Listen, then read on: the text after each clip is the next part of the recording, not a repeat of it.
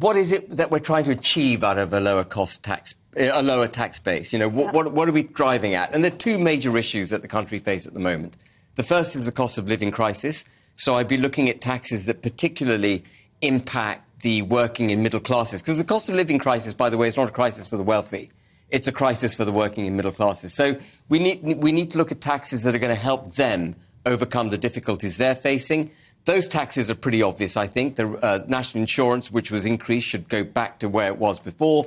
We should be reducing the tax on fuel, which is vast. 48% of the cost of fuel is, goes in taxes. We should eliminate VAT on domestic fuel, which is an EU-imposed VAT rule that we should now get rid of.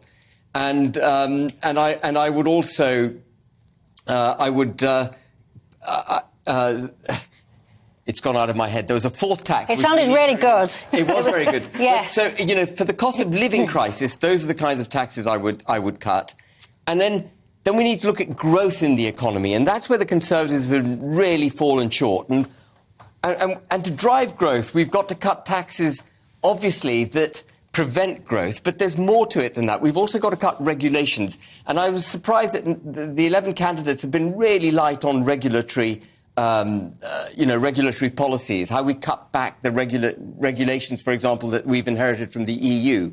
Because if you don't reform regulation in effect is another tax on business. So in order to get the economy going, I would cut corporation tax. I wouldn't be raising it. What would you cut it to what? To 15%. Sajid Javid, I was really impressed by Sajid Javid. I'm generally not very impressed by him, but it was very good that he came straight out and said, instead of increasing corporation tax from 19 to 25%, which is what Rishi Sunak has promised to do next year, I'm going to cut it to 15%.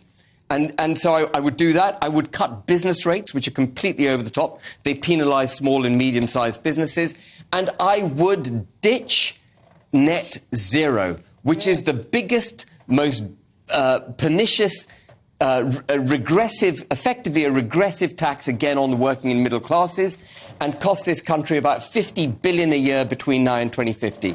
That's what they have to do. Well, I think I could probably detect some of you guys cheering at home then when you said about net zero. When you said your net zero comment, I bet lots of you at home would have said, yes, get it scrapped. Am I right or am I wrong? Get in touch with me and tell me. I've got some questions for you on your little plans.